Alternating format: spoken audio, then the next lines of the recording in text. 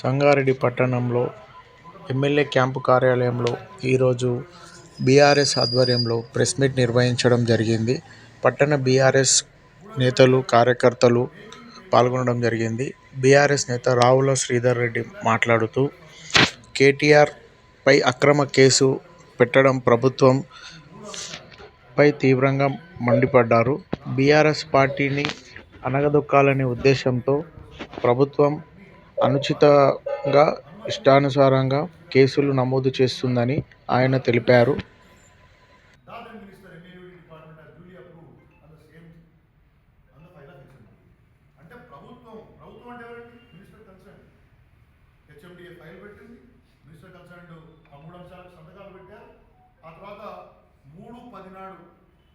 ఒక ఇన్స్టాల్మెంట్ 11/10 నాడు ఒక ఇన్స్టాల్మెంట్ పే చేశారు.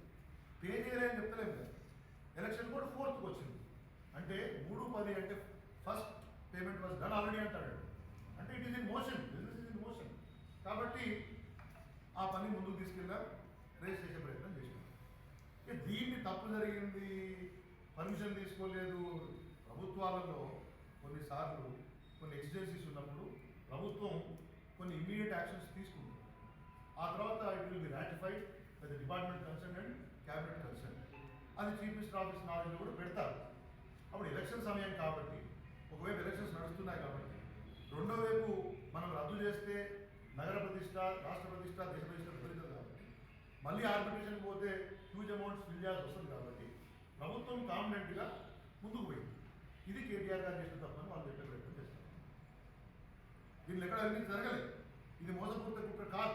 ఇలా 120B 409 13(1) 13(2)A పెట్టుకో, దాంట్లో బాధ లేదు. మేము గట్టిగా కేటీఆర్ గారు మీరు ఏం చేస్తారో చేసుకోండి అంటే కాంగ్రెస్ నాయకులు ఇంకా అహంకారంతో మాట్లాడతారు. డబ్బులు ఎక్కడ పోయినాయో క్లియర్గా తెలుస్తూ ఉంది. బ్యాంకు ద్వారా ట్రాన్స్ఫర్ అయినాయి. ఎవరి పైసలు వచ్చినాయో వాళ్ళకి వచ్చినాయని చెప్తున్నారు. ఫర్దర్ పైసలు ఏమని ముఖ్యమంత్రిని అడిగిండ్రు, చేయలేదు. కాబట్టి ఆ ఫీజు ఏదైతే ఉందో మళ్ళీ తీసుకుపోండి అని చెప్పేసి ఇండియాలో ఉన్న సంస్థ అడుగుతూ ఉంది. ఇంత బాధాప్తా ఉన్నప్పుడు విషయాన్ని ఆత్మవిశ్వాసంతో మాట్లాడకుండా నీ దగ్గర పోయి మోకరిల్లాలా, మీ దగ్గర పోయి ఏమన్నా సెటిల్మెంట్లు చేసుకోవాలా? ఆ అవసరం మాకు లేదు. ఇవాళ రాష్ట్ర ప్రజలకి ప్రత్యేకించి ఇక్కడ సంగారెడ్డి కేంద్రం ద్వారా ఇక్కడ తెలియాల్సిన